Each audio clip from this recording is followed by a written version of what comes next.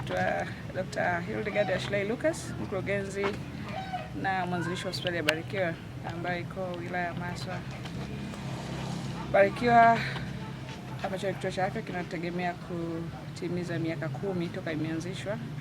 Kwa hiyo kwa sababu ni sehemu ya jamii na sisi tumeamua kuonyesha kwa jamii. Tumeamua kuja kuwatembelea wafungwa ambao tumekuwa tukiungana nao au kushirikiana nao kwa mambo mengi ya kijamii.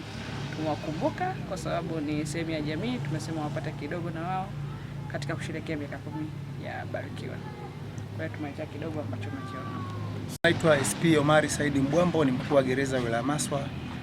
Kwa niaba ya wafungwa na mahabusu wa gereza wilaya ya Maswa, tunashukuru hospitali ya Barikiwa kwa kukumbuka kwamba hii nayo ni sehemu ya jamii na kwamba tunawatraini ili baadaye watoke kuwa raia wema.